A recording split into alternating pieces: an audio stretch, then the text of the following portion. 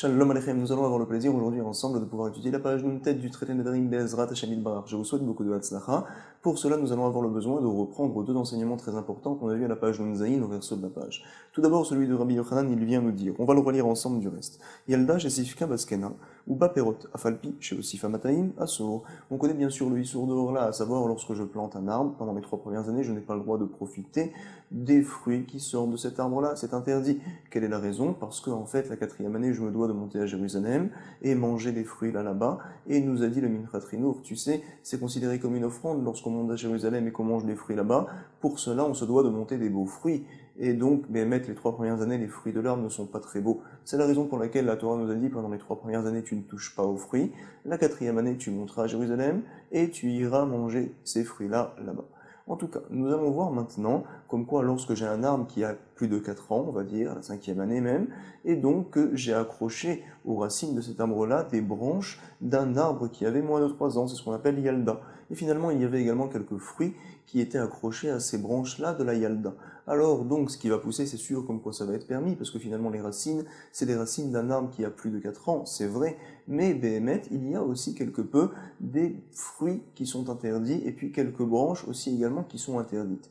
Est-ce que je vais dire comme quoi je vais d'après la pousse, et puisque la pousse est permise, alors également nous allons dire que même ce qu'il y a dans les racines, ça va être permis, et même ces fruits-là qui étaient accrochés au pied de l'arbre vont être permis, bien qu'ils faisaient partie de la Yalda, ou bien je vais dire que non finalement. Qu'est-ce qui est plus fort, qu'est-ce qui est plus important? C'est donc les racines. Et donc, puisque dans les racines, nous avons mélangé des branches d'un arbre qui est interdit, alors également la pousse va être interdite. Viens me dire, Rabbi Yochanan, tu sais, tout va être interdit. Nous allons aller d'après les racines pour être mahmir. On va le relire dans les mots, Yalda, chez Sifka Bazekena, Yalda, c'est-à-dire donc un arbre qui a moins de 3 ans. On a été sauvé, on a mélangé, on va dire, quelque peu les branches de cet arbre-là, bien qu'ils aient été coupés auparavant de l'arbre. On les a mélangés à un arbre qui a plus de 3 ans, on va dire, même plus de 4 ans, on peut les manger tout à fait normalement, les fruits qui vont pousser. Alors on me dit, tout est interdit. Ou Baperot, Afalpi, chez Osifa Mataim, Assour. Bien que finalement il y a eu beaucoup de pousses, il y a eu 200 fois plus de fruits qui ont poussé que les fruits qui étaient accrochés au pied de l'arbre et qui étaient interdits. Quand même, on va dire comme quoi tout est interdit. Et c'est justement la soudia que l'on va reprendre, que l'on va continuer à étudier à la page Nuntet.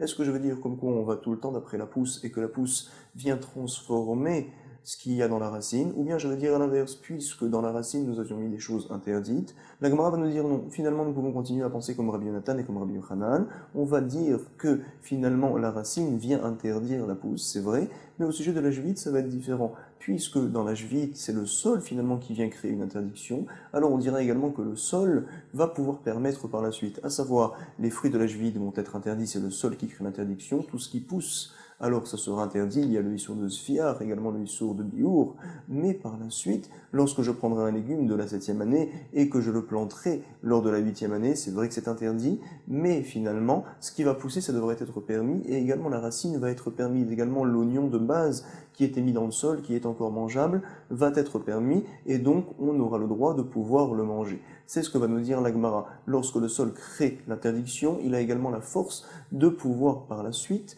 créer la permission, faire en sorte que donc l'oignon de la 7e année que j'ai planté lors de la 8e année, alors il va être permis également, la pousse va être permise. Comme ça nous avait dit la Gemara, on va le relire dans les mots tout d'abord. Nous sommes à la page Nuntret, au verso de la page, au milieu de la page du reste, les matés vetiufta de Rabbi Yochanan et Rabbi Yonatan, nous dit la Gemara, apparemment nous avons une objection de cette braïta-là contre l'opinion de Rabbi Yonatan et Rabbi Yochanan que l'on a revue. Sur ce, va nous dire Rabbi Yitzhak, non. Shaine Shevit, Oil Veisur Aledekarka, Betelata Aledekarka. C'est différent la Jevit, puisque Issour vient du sol. Alors le Karka également vient être Mevatel, vient annuler une racine interdite et tout devrait être permis. C'est particulier au sujet de la Jevit, comme ça nous avait dit l'Agmara. L'Agmara maintenant, à la page Nuntet, et on s'était arrêté là, va nous rapporter une preuve apparemment que ce principe-là n'est pas vrai, à savoir, toujours nous devrions dire que puisque les pousses sont permises, même ce que l'on a mis dans le sol, ça devrait être permis, et donc on va d'après les pousses, contre l'enseignement de Rabbi Yonatan et Rabbi Yochanan, bien que finalement le Issour ne vient pas du sol. Au sujet des Nédarim, au sujet des vœux, nous avions rapporté une grande soudia dans les Nédarim, vous allez me dire finalement, qu'est-ce que ça fait ici, puisque ça n'a rien à voir avec notre soudia, avec nos histoires de vœux. Alors justement, pourquoi on a rapporté tout ça? Parce que la Gemara vient nous prendre maintenant notre Mishnah, où nous parlons également de ce qui est planté dans le sol et de ce qui vient de pousser pousser, est-ce que l'on va dire que l'on va d'après les pousses et tout devrait être permis, ou bien peut-être que non, on va dire que l'on va d'après ce qui a été planté, puisque ce qui est planté est assaut, également ce qui a poussé par la suite devrait être interdit, bien que finalement il y ait un bitul berov. On va voir tout de suite, donc dans la Mishnah, il nous a été enseigné. Métiv Rame Bachama, nous sommes à la deuxième ligne au recto de la page. Konam perotaelu alai, une personne qui dit voici que je m'interdis ces fruits-là, tels fruits. Par exemple, il avait des pommes devant lui, ou bien il avait, on va dire, des betsalim, des oignons, et il a dit ces fruits-là sont interdits, puisqu'il a précisé ces fruits-là, ils sont considérés quelque peu comme ekdesh, et donc normalement, même ce qui va pousser, on va voir par la suite, ça devrait être interdit, comme ça il nous est rapporté. Konam perotaelu alai, konam hen alpi, konam hen lepi, je n'ai pas le droit de les mettre dans ma bouche, alors on dira, tu sais, tu n'as pas le droit de les manger, ces fruits-là, bien sûr, également, même lorsque tu viens à les planter, tu ne pourras pas en profiter, asso bechilufeen ou begiduleen. Le Mishnah continue et nous dit, tu sais, shani ochel veshani toem, si jamais la personne dit, voici que cet oignon-là, je n'ai pas le droit de le goûter, je n'ai pas le droit de le manger. Alors là, nous allons dire, mutar bechilufeen ou begiduleen, il a le droit de pouvoir profiter de la monnaie d'échange de ces fruits-là, parce que lorsque je me suis interdit de goûter une pomme, alors si jamais je l'ai échangée au marché contre une banane, bien sûr que lorsque je mange la banane, ça ne s'appelle pas que je goûte le goût de la pomme, bien sûr, c'est tout à fait permis. Également, les chiluféennes et les guidouléennes, on vient de dire comme quoi ça va être permis. C'est quoi les guidoulim? Si jamais j'ai planté ce fruit-là, j'ai planté ce légume-là dans le sol, et donc il y a eu des pousses, les pousses je peux les manger, ça ne s'appelle pas que je goûte vraiment de ce fruit, ça ne s'appelle pas que je goûte, que je mange le fruit, que je mange le légume. Comme ça nous avait dit la Mishnah, nous allons le relire. Shani ochel ve shani toem, mutar bechiluféen ou begiduleen. Et c'est ça qui nous intéresse, c'est très important. Dans la Mishnah, on avait dit, attention, dans quel cas on parle, bedabar chez zaro kalé. On parle de fruits, de légumes que lorsqu'on les plante, ils pourrissent tout d'abord dans le sol, ils se désintègrent pour que par la suite viennent à sortir de nouveaux légumes, de nouvelles pousses. Dans ce cas-là, finalement, lorsque je mange les nouvelles pousses, ça ne s'appelle pas que je goûte le fruit interdit. Mais par contre, il y a certains légumes, on avait dit c'était le choum, le batsal et le louf, à savoir donc l'oignon, l'ail et également le louf, c'est un autre légume. Lorsque je le plante dans le sol, il reste intact des émettes. On peut très bien les manger encore, ils sont tout à fait consommables. Alors dans ce cas-là, lorsque j'ai planté par exemple un oignon, c'est vrai qu'il y a eu beaucoup de pousses, c'est vrai, mais nous allons dire comme quoi, puisque l'oignon est interdit, l'oignon de base est interdit, alors toutes les pousses vont être interdites. C'est ce que la Gemara veut nous rapporter ici. Bon. Nous voyons donc un principe très important dans cette Mishnah-là, que lorsque le fruit de base, lorsque le légume de base est planté dans le sol, il est interdit, alors toutes les pousses également vont être interdites. Finalement, je m'étais un petit peu trompé, le métiv que vient nous rapporter la Gemara, comme nous précise le Ran, c'est une métivée sur l'enseignement de Rabbi Yonaï. On sait que Rabbi Yonaï était cholek avec Rabbi Yochanan et avec Rabbi Yonatan. Il pensait lui comme quoi nous allons aller d'après les pousses, puisque les pousses sont permises, alors également nous allons dire que les racines devraient être permises. On voit ici de la Mishnah que ce n'est pas vrai, puisque les racines sont interdites, à savoir l'oignon de base, je n'ai pas le droit d'en profiter parce que j'ai fait un vœu, alors nous allons dire également que les pousses, donc nous n'aurons pas le droit d'en profiter. Comme ça nous rapporte la Gemara. Nous allons relire tout d'abord la Mishnah, Métiv Rame Bachama, Konam Perotaelu Ala et Konam Hen Alpi, Konam Hen Lepi, je n'ai pas le droit d'en profiter. Alors monsieur, non seulement tu ne peux pas profiter du légume et du fruit, mais également les chiloufines, la monnaie d'échange et les guidoulim, les pousses, tu n'auras pas le droit d'en profiter. Asso bechilouféen ou begidouléen. Par contre, si jamais tu viens à préciser, je n'ai pas le droit de manger ces fruits-là, je n'ai pas le droit de goûter ces fruits-là, Sheani ochel veshani toem, alors auquel cas, lorsque tu viendras manger la monnaie d'échange, ça ne s'appelle pas que tu goûtes le fruit, mutar bechilouféen, donc tu as le droit de profiter de la monnaie d'échange.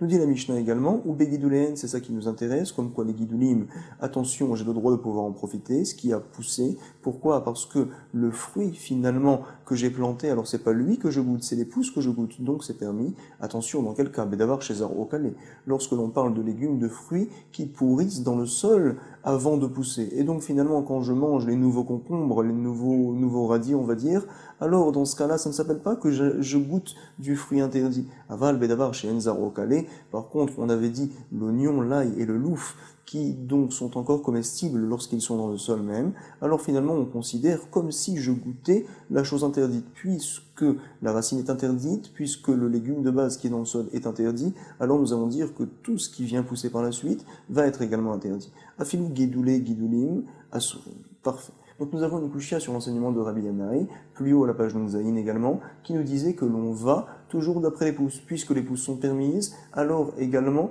la racine va être permise. Nous allons de relire Rabbi Yanaï à la page Nunzaïn. Il nous avait dit comme quoi, nous sommes au verso de la page Nunzaïn, au milieu de la page, Amar Rabbi Yanaï, Batsal shel Trouma shenatou, Verabig de lave alikaro mutar. Lorsque j'ai pris un batsal, un oignon qui est Trouma, et forcément je ne peux pas le manger, ça doit être donné au Kohen, et il a été planté dans le sol, c'est interdit, Vadaï, mais ce qui a poussé, et également l'oignon de base, vont être permis par la suite. Je vais d'après la pousse, puisqu'il y a un rove de pousse, ça vient également annuler la racine, tout est permis. Et donc nous voyons dans notre Mishnah de Nedarim, c'est la raison pour laquelle on a cette sougia-là ici, comme quoi à l'inverse, lorsque la chose qui est plantée est interdite, également tout ce qui va pousser par la suite, ça va être interdit. Comme ça nous rapporte l'Agmara. Donc finalement, nous allons voir tout de suite que Rabbi Abba va essayer de répondre à cette question-là pour continuer à être mokim, à penser comme Rabbi Yanaï. Amar Rabbi Abba, Shaine Konamot Oil Veibae Mashtil Alayou.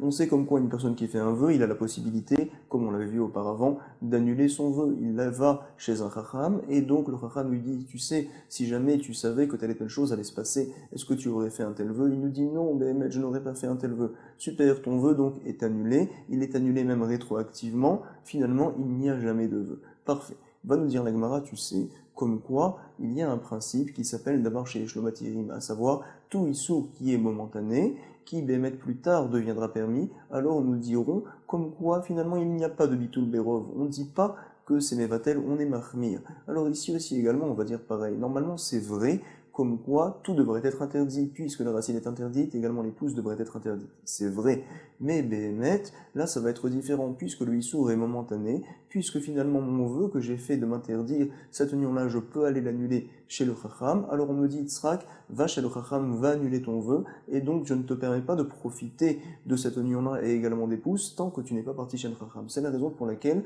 tout va être interdit. Comme ça, nous dit la Gemara, c'est un principe nouveau que l'on voit ici. Oil, puisque Veibae Mashtil Alayou, il a la possibilité d'aller voir le Chacham et d'être Shoel, d'aller demander l'annulation de ses vœux, alors on considère Velou qui est d'avoir chez les Shlomatirim que c'est finalement comme un Issour qui dépend du temps et des Issourim qui dépendent du temps qui par la suite seront permis. On dit que c'est jamais Batel Barov, on dit comme quoi les Chachamim continuent à tenir que c'est Assour et à être Mahmir. Comme ça vient dire la Gemara. Ve'en Bitul Barov. Ve'aretrouma. Nous allons voir une question à ce principe-là. Tu me dis comme quoi, puisque je peux aller annuler finalement mon vœu, c'est considéré comme d'avoir chez les Shlomatirim. Finalement, c'est considéré que le Issour, donc, est Mougbal dans le temps. Ah, c'est pas possible de dire une telle chose. Pourquoi? Une personne qui prélève de la trouma, on sait comme quoi il a la possibilité par la suite d'aller voir le Chacham et dire « Rabbin Bevakasha, je veux annuler la trouma que j'ai faite. » Pourquoi? Parce que finalement j'ai trop prélevé, ou bien j'ai prélevé à un mauvais moment, j'aurais dû prélever à un autre moment, je préférerais prélever plus tard. Alors le Chacham dit « Si jamais tu savais que telle et telle chose allait donc venir, si tu avais prélevé à ce moment-là, alors est-ce que tu aurais prélevé Bémet ?» Il dit non. Ah, super. Donc finalement ton prélèvement de la trouma est totalement, complètement annulé. Finalement, donc on voit que le Issour Trouma, on sait qu'on n'a pas le droit de profiter de la Trouma, également dépend du temps, on devrait dire, selon ce même principe-là, puisque je peux partir voir un Chacham pour qu'il m'annule la Trouma et me rende donc de nouveau la nourriture Tevel comme elle était au départ, il me retire le Issour, on devrait dire également le même principe, comme quoi tout devrait être sourd. Pourtant, nous allons voir que ce n'est pas comme ça. La Gemara nous rapporte vers et Trouma, des Baemashtil, allez, au sujet de la Trouma, tu as mettre la possibilité d'aller annuler ça chez le Chacham, d'aller faire une Sheela, c'est-à-dire d'aller demander l'annulation de la Trouma, ou Batle Berov, donc d'Etnan. Pourtant, nous voyons dans une Mishnah qui se trouve dans le traité Troumot, comme quoi à Falpiken, quand même, c'est Batel Berov, il nous a en effet été enseigné. Sea Trouma, Temea, Shenafla, les Pachot, Mimea. Sea, donc c'est une mesure, si jamais Betsem j'ai de la Trouma qui est tamée, on n'a pas le droit bien sûr de la manger, également on n'a pas le droit d'en profiter. Uniquement le Kohen a le droit de pouvoir en faire du feu pour profiter de ce feu-là, c'est tout. Mais sinon, on n'a pas le droit de manger de la Trouma Temea. Parfait. On doit savoir que de nos jours, c'est également une des raisons pour laquelle les Kohanim ne mangent pas de la trouma, parce que nous on est tous tamés, et la trouma est méa, et donc on n'a pas le droit de la manger. Il y a d'autres raisons également, c'est qu'on n'est pas sûr de chaque personne que c'est un Kohen. On se comporte comme des Kohanim, ils se comportent comme des Kohanim, par une chazaka, parce que on leur a dit qu'ils étaient Kohen, toute leur famille se sont comportés comme des Kohanim, de génération en génération, alors on dit qu'eux aussi sont Kohen, mais on n'en est pas sûr à 100%. C'est la raison pour laquelle il ne mange pas la trouma. En effet, une personne qui mange de la trouma et qui n'est pas Kohen, il est chayav mita bidei shamayim, tout simplement. Alors donc nous enseigne la Mishnah un principe très important. Lorsque j'ai un CA de troumat mea, on va dire 1 kilo de fruits qui sont tamés, qui vient tomber à l'intérieur d'un sac où il y a moins de 100 kg, 90 kg par exemple, de ce même fruit-là. On va dire que puisqu'il n'y a pas 1 sur 100, alors finalement cette troumat mea n'est pas bétela, elle n'est pas donc annulée dans ce sac-là, elle n'est pas batel barov. Comme ça vient nous dire la Mishnah, nous allons le relire. C'est troumat mea, chez nafla les parchot mimea cholin, tirakev. Qu'est-ce que l'on va faire donc? On laissera tout pourrir parce qu'on ne peut pas en profiter, c'est de la troumat mea, elle n'est pas donc batel. Ah, nous déduisons dans cette Mishnah-là, par contre, si jamais c'est tombé dans un sac où il y avait 100 kilos de nourriture qui était permise, alors on dira qu'on voit la troumat mea, et oui, bétela, elle est oui annulée, et donc on a le droit de pouvoir tout manger. C'est ce que l'on déduit de la Mishnah. Comme ça nous rapporte la Gemara. Ah, je déduis comme quoi les mea, si jamais c'est tombé dans un sac où il y a 100 kilos, 100 fois plus, 100 CA on va dire, ta'alé, on dit ta'alé, c'est-à-dire donc que ça montre que le issour monte et vient à s'annuler quelque part. Donc nous voyons ici un principe très important, comme quoi nous disons que la trouma, ce n'est pas d'avoir chez Yeshlo Matirim, bien que la trouma, selon le principe qu'avait dit la Gemara plus haut, on aurait dû dire que le issour est momentané, il n'est que pour un instant, et dans ce cas-là, nous disons kol d'avoir chez Yeshlo Matirim afilo be'alef el-batil, il n'y a jamais de bitoul pour des issourim que l'on peut arranger d'une autre manière, qui dépendent du temps. Alors ici aussi on aurait dû dire pareil, ça veut dire que la trouma mea qui est tombée à l'intérieur de nourriture permise, c'est vrai que normalement elle devrait être battelle, mais puisque le issour de troumat mea, il peut être annulé en allant voir le chacham, alors finalement ça devrait être jamais battelle, tout devrait être interdit. Pourquoi dans la Mishnah on nous dit que c'est permis? Nous avons d'ici une preuve, comme quoi le fait de pouvoir aller voir le chacham et d'annuler la trouma, également d'annuler le vœu, ce n'est pas une raison suffisante pour dire que le issour est momentané. Pour l'instant, la chose est interdite telle que je l'ai devant moi. Donc, béhémet, le batsal, l'oignon que j'ai devant moi, j'ai fait un vœu et je n'ai pas le droit d'en profiter. La nourriture également que j'ai de la troumat mea est interdite devant moi. C'est vrai que je peux aller voir le chacham pour l'annuler, mais maintenant, tel quel, finalement, le issour, il est pour toujours, tant que je ne vais pas voir le chacham. Donc, finalement, c'est un issour qui reste. Comme ça nous dit la Gemara. Elle va nous dire non. Nous pouvons continuer à penser comme quoi c'est considéré comme un issour qui dépend du temps, et donc finalement c'est la raison pour laquelle dans la Mishnah, au sujet de Konam, on avait dit là-bas dans les vœux, que tout est interdit parce qu'ils ont été mahmir, parce que le issour dépend du temps.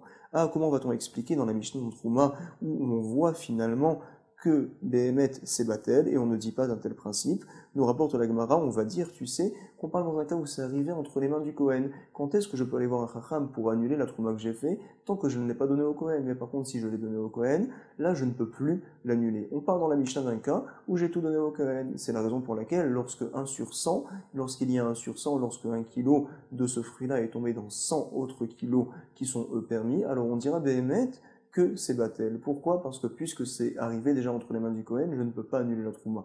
Puisque le issour, il est pour tout le temps, alors donc nous allons dire que les chachamim sont méquilles de dire que c'est batel berov. Comme ça nous rapporte la Gemara. Nous allons donc le lire dans les mots tout d'abord. Halemea ta'ale, donc c'est une question, nous a répondu la Gemara, Amre betrouma beyat Kohen askinam. Nous parlons donc d'une trouma qui est entre les mains du Kohen, des lomatse nishtil ala. Et on ne peut pas annuler cette trouma-là qui a été faite lorsqu'elle a déjà été donnée entre les mains de Kohen. La Gemara va nous dire non. Tu sais, dans la Mishnah, nous ne pouvons pas parler d'un cas où c'est arrivé déjà entre les mains d'un Kohen. Pourquoi? Il est marqué en effet dans la Sefa, dans la fin de la Mishnah, comme quoi Imar iachi et ma Sefa. Imaïta Théora, Timacher la Kohen. Si jamais donc j'ai 1 kilo de trouma qui est elle Théora, que le Kohen a le droit de pouvoir manger, qui est tombé dans un sac où il y avait environ 90 kilos, on va dire, de fruits qui sont permis à tout le monde. Alors, puisqu'il n'y a pas 1 sur 100, on dit que ce n'est pas batel, c'est vrai. Normalement, j'aurais dû laisser ça pourrir si jamais c'est de la troumat mea. Mais puisque cette trouma-là est théora et pure, alors finalement, je vais voir un Kohen et je vais lui vendre ce sac-là. Comme ça, il le mange et moi, je vais gagner un petit peu d'argent. Lui aussi, également, il pourra profiter de ce sac et donc tout le monde est content. Alors, on nous dit, c'est Béhémet permis d'aller voir le Kohen, de lui vendre. Donc, tu vois que ce n'était pas entre les mains d'un Kohen, c'était apparemment entre les mains d'un Israël, et on lui dit, tu peux aller vendre au Kohen, parce que si c'était entre les mains du Kohen, il pourrait le manger, pourquoi a-t-il besoin de le vendre?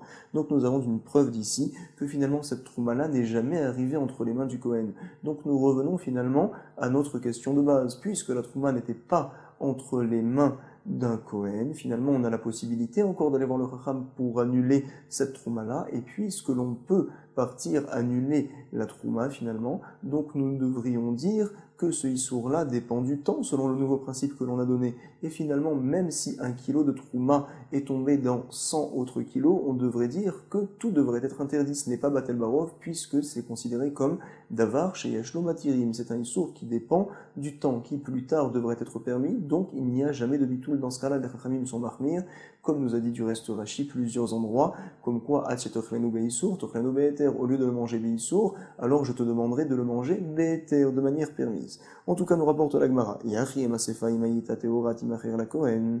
Et là, Be'Israël, shenaflulo mibet vi imo Kohen. Nous dit la Gemara, non. Behemet, je vais très bien te dire comme quoi cette trouma-là était déjà arrivée entre les mains d'un Kohen. C'est la raison pour laquelle le Issour, on ne peut plus le retirer. Le Issour de trouma, on ne peut plus aller voir le Chacham pour aller lui demander d'annuler une telle chose. Behemet. Ah, alors comment ça se fait que tu me dis par la suite que je vais vendre au Kohen? C'était pas possible, c'est entre les mains du Kohen. Alors on te dit non. Behemet, c'est un Kohen qui a donc reçu cette trouma-là. Par la suite, il a donné en héritage à son petit-fils du côté de sa fille. Et donc son petit-fils, lui, n'est pas Kohen parce que c'est du côté de sa fille. Et donc il n'a pas le droit d'en profiter, il n'a pas le droit de le manger. Mais Behemet, c'est vrai que c'est déjà arrivé entre les mains d'un Kohen. Et c'est la raison pour laquelle nous disons que par la suite, il va le vendre au Kohen d'une part. Et aussi nous disons que finalement c'est un issour qui est pour toujours. C'est la raison pour laquelle lorsque j'ai 1 kilo de Troumat Mea qui est tombé dans 100 kilos, nous pouvons déduire de la Mishnah que Behemet, tout devrait être permis. Pourquoi? Parce que puisque le issour n'a pas de possibilité d'être permis par la suite, alors les Chachamim ont dit bien sûr, c'est Batel Berov, en tout cas c'est Batel sur 100, 1 kilo sur 100, tout est Batel et tu peux tout manger. C'est la déduction que l'on fait de la Mishnah, donc de notre Mishnah ici dans Chumot, nous n'avons pas de Kushia sur le nouveau principe que la Gemara a essayé d'établir. Nous allons donc relire tout d'abord dans la Gemara ce que l'on a vu. Imaïta teorat imacher la Kohen, et là Israël shenaflolo mibet avimo, Kohen askinan. On part dans ce cas-là. Ve'aktane seifa timacher la Kohen, chutz midme otasea. La Gemara a une question, elle nous dit, tu sais, on ne peut pas parler qu'en fait il a reçu ça en héritage de son grand-père. Pourquoi? Parce que l'on dit par la suite comme quoi il va vendre au Kohen. Qu'est-ce qu'il va vendre au Kohen? Tout, sauf cette trouma-là. Bien sûr, la trouma, on se doit de la donner au Kohen, on n'a pas le droit de la vendre au Kohen, ce n'est pas à nous, bien sûr. Donc Behemet, lorsqu'il va vendre le sac, où il y a à l'intérieur de ce sac-là 1 kilo de trouma, et on va dire 90 autres kilos de nourriture permise, lorsqu'il va vendre, il ne va pas vendre au Kohen 91 kilos, non, il va vendre uniquement 90 kilos. Pourquoi? Parce que le kilo, en plus de trouma, lui, il n'a pas le droit de le vendre, ça ne lui appartient pas, il faut qu'il le donne au Kohen, et non pas le vendre. Donc Behemet, normalement, il aurait dû vendre 90 kilos et pas 91, c'est ce qu'il nous a enseigné ici, c'est ce qu'il doit faire, à savoir qu'il vende donc tout sauf ce kilo-là. Comment c'est possible, nous dit la Gemara, puisque l'on parle d'une personne qui a reçu en héritage cette trouma-là, puisqu'il l'a reçu en héritage, donc cette trouma-là appartenait à un Kohen, donc ça lui appartient également, il l'a reçu en héritage, donc finalement, lorsqu'il va vendre le sac à Monsieur Cohen, il devrait lui vendre non pas 90 kilos, mais 91 kilos. Pourquoi donc la Mishnah nous dit, lorsque tu vas vendre, tu ne vends pas ce kilo-là? Nous sommes obligés de dire finalement que l'on ne parle pas d'un tel cas dans la Mishnah. Nous parlons, Behemet, d'un cas où le bonhomme, c'est un Israël, il n'a jamais reçu ça d'un Cohen. Et donc nous revenons à dire, puisque le Israël finalement n'a pas donné ça encore à un Cohen, il a la possibilité d'aller annuler cette trouma-là, puisqu'il peut annuler la trouma qu'il a fait. Donc finalement, nous devrions tenir que le Issour n'est jamais Batel, puisque c'est un Issour qui dépend du temps. Je peux annuler la chose devant un Chacham. Nous avons ici une preuve que finalement, le fait de pouvoir aller voir un Chacham et d'annuler la chose, ce n'est pas suffisant pour considérer que le Issour dépend du temps et pour être Mahmir. Non, puisque la chose maintenant est interdite, alors on dira qu'il n'y a comme s'il n'y avait pas de possibilité d'aller annuler le Issour, et donc ça devrait être Batel Barov également là-haut. Au sujet des Konam, au sujet des vœux, on devrait dire également comme quoi tout devrait être permis. La pousse vient annuler, puisqu'il y a un rov, également la racine qu'on a mis dans le sol, tout devrait être permis. Comment se fait-il que l'on nous enseigne comme quoi tout est interdit? Apparemment, nous avons ici une preuve contre Rabbi Yochanan que l'on va toujours d'après la racine et non pas d'après la pousse. C'est ce que la Gemara tient pour l'instant. Donc, nous allons revoir donc ce que nous a dit la Gemara, Ve'aktane seifa timacher la Kohen, chutz midme otasea. On voit comme quoi lorsque l'on vend, on ne vend pas 91 kilos, mais on vend 90 kilos. Forcément, donc nous avons une preuve contre ce que l'on a dit. La Gemara nous dit non. Je vais te dire comme quoi il y a une grande différence entre les vœux et la trouma. On sait qu'il y a une mitzvah d'aller annuler un vœu. Par contre, annuler une trouma, il n'y a aucune mitzvah de faire une telle chose. Puisque j'ai une mitzvah d'aller annuler un vœu que j'ai fait. On sait qu'à l'époque, même également les Chachamim cherchaient les gens qui faisaient des vœux pour aller leur dire je veux que tu annules ton vœu, parce que faire un vœu c'est très dangereux. On voit dans le traité Shabbat à la page Named Bet, au verso, que une personne peut perdre ses enfants lorsqu'ils sont jeunes du fait qu'il a fait des vœux et qu'il ne les a pas accomplis. En tout cas, nous voyons d'ici, la Gemara va nous dire, tu sais, au sujet des vœux c'est différent. On considère Béhémet que le Issour est momentané. Pourquoi? Parce que tu peux aller voir un Chacham pour annuler ton vœu, et également tu te dois de le faire. Tu as une mitzvah d'aller annuler ton vœu, contrairement à la Trouma. La Trouma, tu n'as aucune raison d'aller annuler la Trouma que tu as fait. Donc Béhémet, c'est pour cela que le Issour de Trouma, je considère qu'il est pour toujours, parce que tu n'as aucune raison d'aller voir le Chacham. Comme ça, la Gemara vient de dire. Nous allons donc lire ça dans les mots.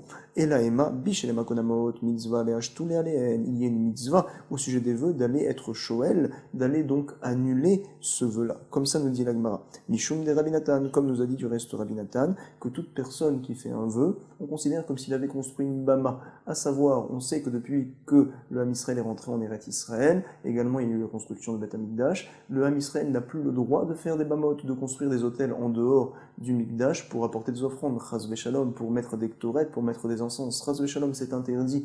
Ah, une personne donc se dit super, je vais faire la volonté d'Hachem, je vais aller apporter une offrande à Hachem, je vais construire un hôtel en dehors de Jérusalem. Il croit qu'il fait une mitzvah, finalement il fait un issour. Aussi, ça sera la même chose. Quelqu'un qui fait un vœu, il fait un vœu donc pour des raisons particulières, c'est vrai, il croit qu'il fait une mitzvah, il croit que c'est bien, mais Bémet il fait un issour. C'est ce que nous venons de voir ici avec Rabbi Nathan. Il nous dit, tu sais, Kol Anoder, qui est Ilou Banabama, toute personne qui fait un vœu, c'est comme s'il avait construit un hôtel. Ve'amekaimo, lorsqu'il réalise son vœu, lorsqu'il l'accomplit, alors il est content, ça va le renforcer plus tard à faire d'autres vœux encore, comme s'il avait apporté des ktorettes sur le misbéar. Vamekaimo keilu maktir. Pourquoi? Parce que ça le pousse à continuer. C'est bien, je vais construire encore d'autres bamodes, d'autres hôtels pour aller continuer à apporter des offrandes à Kadosh Baruch Hu. Donc finalement, ce n'est pas du tout une mitzvah de faire un vœu, au contraire. Nous avons du reste à la page tête du traité d'Arim, on avait vu que les gens qui font des vœux sont quelque part considérés comme des Réchaïm. Nous avait dit le Ritva, c'est pas des vrais Réchaïm, c'est vrai, mais en tout cas, ils ne sont pas très droits, pas très bien. Ils pensent qu'ils sont assez costauds pour pouvoir être Mekayim toujours leurs vœux, mais Bémet, ils prennent des risques, ce n'est pas bien de faire un vœu. Chas v'shalom.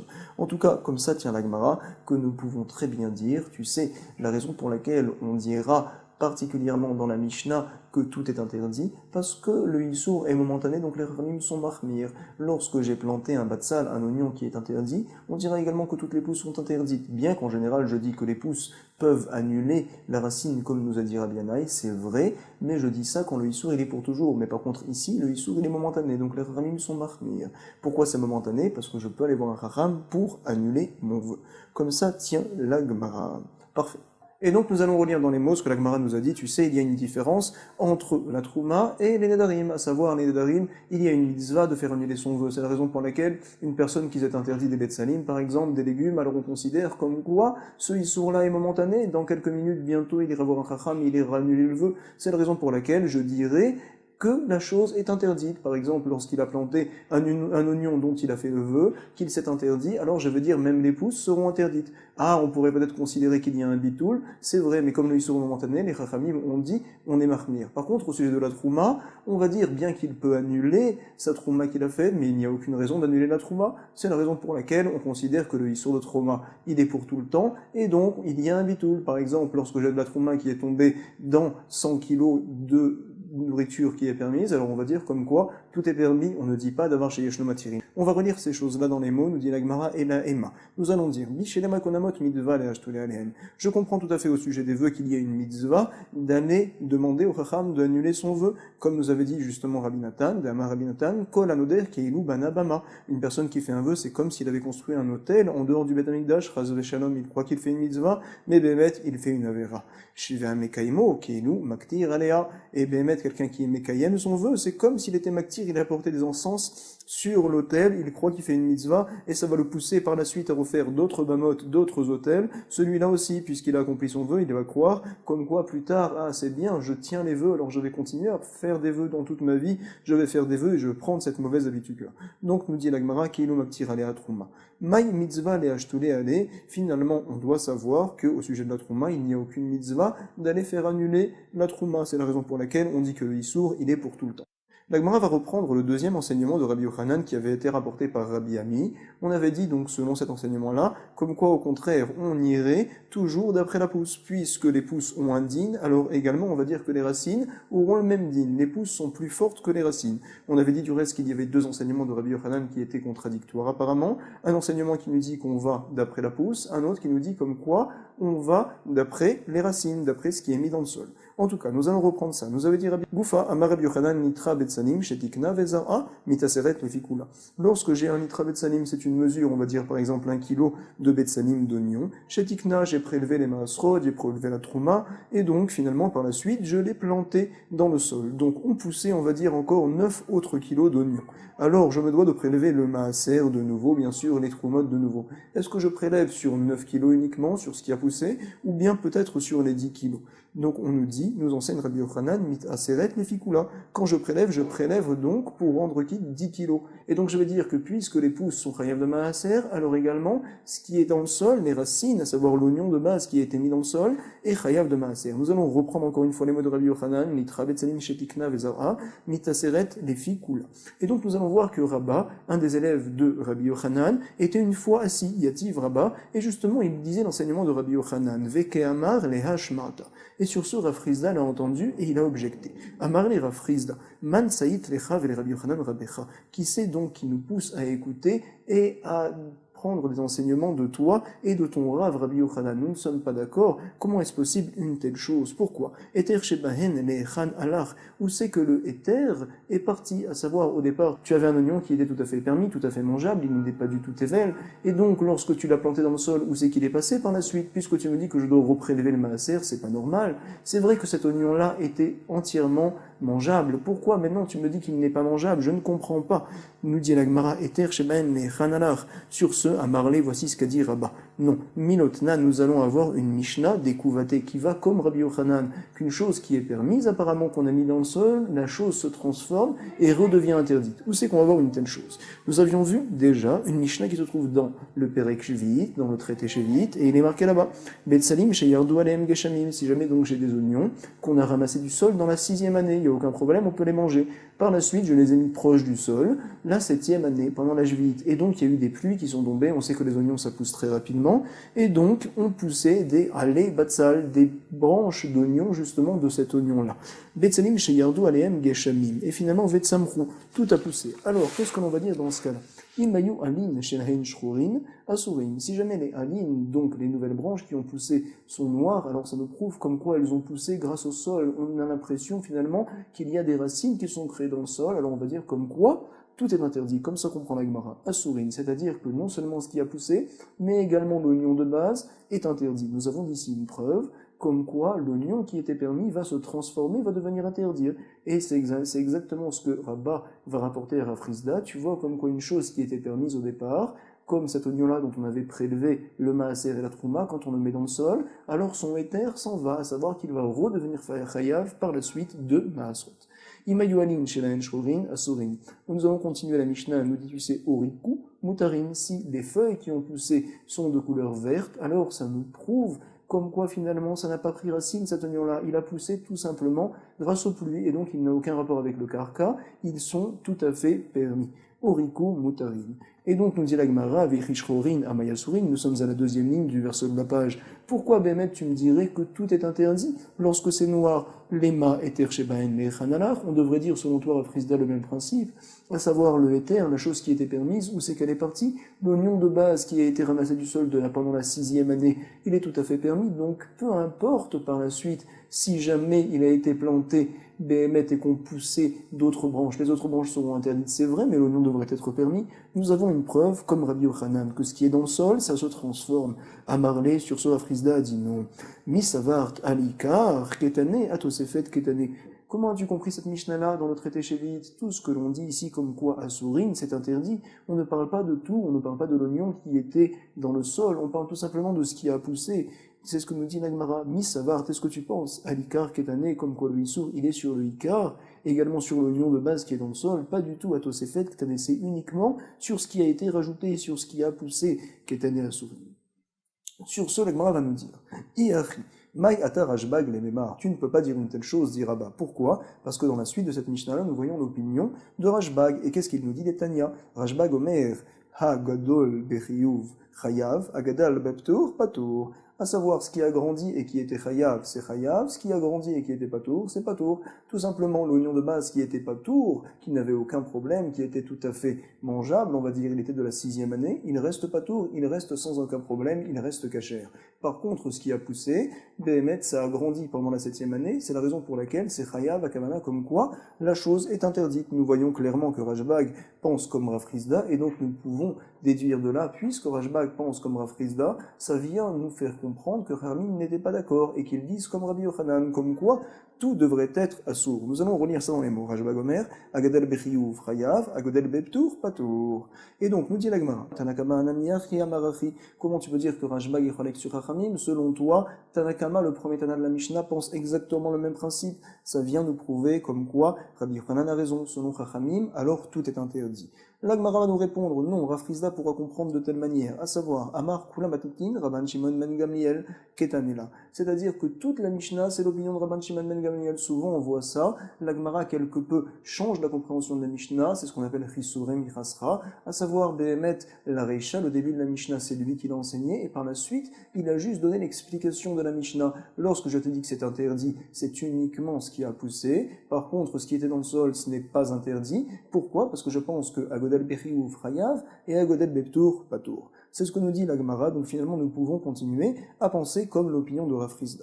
Ce que l'Agmara va faire maintenant, c'est qu'elle va essayer de comprendre, même si l'on dit comme Rav Chizda, comme quoi toute la Mishnah, c'est comme l'opinion de Rabban Shimon Ben Gamliel, et que finalement nous dirons comme quoi la chose qui était permise ne sera pas transformée, elle continuera à être permise. Quand même, nous n'avons pas de kushia sur Rabbi Yochanan. Ah, Rabbi Yochanan a dit que ce que l'on a mis dans le sol, ça se transforme quelque part, bien que le batsal, l'oignon qui était mis dans le sol n'était pas chayav de maaser, par la suite il est chayav de maaser. C'est vrai, mais finalement, je vais te faire un chilouk, une différence. C'est ce que l'Agmara va nous dire tout de suite. Ve'ad kan, tu sais tout ce que l'on a dit jusqu'à présent, lo shamatle, Rabban Shimon Ben Gamliel, des lokatarar. Tout ce qu'il a parlé, Rabban Shimon Ben Gamliel, c'est quand la personne ne s'est pas vraiment fatiguée à annuler la nourriture. Par exemple, il avait un oignon, tout simplement, elle était proche du sol, il y a eu de la pluie qui sont tombées, et donc ça a poussé. Mais son but, quand il a planté dans le sol, c'était pas justement de l'annuler, de le faire pousser, et donc de l'annuler. C'est la raison pour laquelle on te dit que ce qu'il était, il continue à l'être, puisqu'il était permis, alors il continue à être permis. Par contre, dans l'enseignement de Rabbi Yochanan, dont on a parlé plus haut, on parle d'une personne qui avait un batsal, un oignon, qu'il avait prélevé et qu'il a par la suite enfoncé dans le sol. Il voulait en effet l'annuler pour que poussent de cet oignon-là d'autres oignons. Puisqu'il a voulu l'annuler, on peut très bien dire que dans ce cas-là, du fait qu'il ait voulu l'annuler, alors il se transforme également et il prend le digne des pousses. Comme ça, l'Agmara vient à tenir. Nous allons relire ça dans les mots. Adkan, lo shamatne les Rabban Shimon Ben Gamliel de lo katarar, avant les rader katarar, batil. Par contre, lorsqu'il a été toréach, il s'est fatigué, entre guillemets, pour annuler la chose, betil beruba. Alors en effet, la chose s'annule dans le rov, dans la majorité, puisqu'il y a beaucoup de pousses, alors on dit que ce qui est dans le sol, ça se transforme. L'Agmara va donc essayer d'analyser ce nouveau principe qu'on a dit, comme quoi, lorsque l'on veut annuler, la chose s'annule. Vekol echa de katarar batil beruba, ce n'est pas possible. Pourquoi? Veare litra maaser, nous avons dit, litra maaser teven de katarar vektane, veota litra maaser alar comme acher. C'est donc une Mishnah qu'on avait vu également précédemment. On avait dit que, bien sûr, on sait qu'il y a une mitzvah de prélever trouma, maaser rishon, maaser sheni, maaser ani, ça dépend des années, et donc on sait très bien que le Maaser Rishon Kohen Domono Levi, alors il se doit lui également de prélever la Troumat Maaser et de la passer au Kohen. Tant qu'il ne l'a pas fait, ce n'est pas consommable. Parfait. Donc on a un Maaser Rishon dont on n'a pas prélevé les Troumat Maaser. Troumat Maaser, on ne l'a pas fait, on n'a pas le droit de le consommer. Qu'est-ce qu'il a fait cette personne-là? Il a pris son Maaser Rishon et il l'a planté dans le sol. Parfait. Donc il y a eu beaucoup de pousses. Alors on dit que les pousses, bien sûr, on doit les prélever tout à fait normalement, mais attention, il ne faut pas oublier de prélever la Troumat Maaser du Maaser Rishon de l'oignon de base qui était planté dans le sol. Nous voyons d'ici une preuve, quelque chose de clair, comme quoi, bien qu'on a voulu annuler l'oignon, quand on l'a mis dans le sol, mais quand même, il ne perd pas son identité, et on continue à dire que finalement, c'est un Maaser Rishon qui manque, qui est taven au sujet de Troumat Maaser, dont n'a pas été prélevé la Troumat Maaser. C'est ce que l'Agmara vient nous dire ici. Vektane veota litra measer alav mimakom acher, lefi cheshbon, l'Agmara va nous dire, tu sais, Shaine gebe maaser, deke amar aser te aser. C'est tout à fait différent au sujet du maaser, le Ran explique ça longuement, comme quoi là-bas on a un pasuk particulier. En effet, il est marqué là-bas, aser te aser, et tevoat zaracha. Et donc nous comprenons comme quoi tevoat zaracha, à savoir quelque chose qui est tout à fait mangeable, qui est tout à fait utilisable, aser te aser, même si tu l'as prélevé encore une fois, alors quand tu le planteras dans le sol, tu te devras également de le reprélever. Pourquoi? Parce que c'est vrai que d'autres choses ont poussé, et donc ce qui est dans le sol prendra le digne de ce qui a poussé. Dans quel cas tu dis une telle chose? Lorsqu'on a planté, zaracha, quelque chose qui est tout à fait utilisable, tout à fait mangeable, qui n'est pas interdit, auquel cas tu te dois encore de reprélever parce que tu dis que cette chose-là va d'après la pousse, que la racine va d'après la pousse. Dans quel cas? Quand j'ai planté une chose qui est permise. Par contre, nous apprenons du pasuk particulièrement dans Maaser que lorsque j'ai planté quelque chose d'interdit, comme par exemple chez nous, donc du Maaser Rishon dont je n'ai pas prélevé les tromot Maaser, alors nous allons dire dans ce cas-là, tu sais, Bémet, ça s'annule pas. Donc il y a un pasuk particulier dans ce cas-là, bien que la personne a été toréach, elle a enfoncé cette oignon-là dans le sol pour l'annuler, quand même ça s'annule pas et c'est un pasuk particulier. Nous allons donc relire, la Gemara nous dit, Dea Markra, le pasuk nous dit clairement, Aser, te aser, vechoulé, etc. C'est la suite du pasuk où l'on dit, Dvoat zaracha, comme nous rapporte le Ran. Vetera, zareinche, isura, lo zareinche. Les gens en général, quels qu'ils ont l'habitude de planter, c'est uniquement quelque chose de permis, de mangeable, d'utilisable. Et à ce sujet-là, je dis comme quoi aser te aser, c'est-à-dire que bien que j'ai prélevé une fois le maaser, je me devrais encore une fois de le reprélever par la suite, à savoir que les racines vont d'après la pousse. Par contre, si la chose est interdite, alors le pasuk ne parle pas, je déduis de là que Béhémet, ça ne s'annule pas. Le issour continue à être donc présent. Parfait. Be'ezrat Hashem, nous aurons le plaisir de pouvoir analyser un autre enseignement de Rabbi Hanina Tarita, au nom de Rabbi Yanaï qu'on avait vu précédemment. Et donc, Be'ezrat Hashem, je vous souhaite beaucoup de Hatzlacha. On le fera, j'espère, pour la page Samir. Déjà, on avance très bien. Il nous reste, Be'ezrat Hashem, 31 pages pour le traité Nedarim, et je vous invite dès à présent au traité Nazir. Mais en tout cas, je vous souhaite beaucoup de Hatzlacha pour la révision aussi, parce que c'est des pages qui sont très costauds, très dures. Je vous souhaite beaucoup de bracha, Ve'hatzlacha. Kol Tov.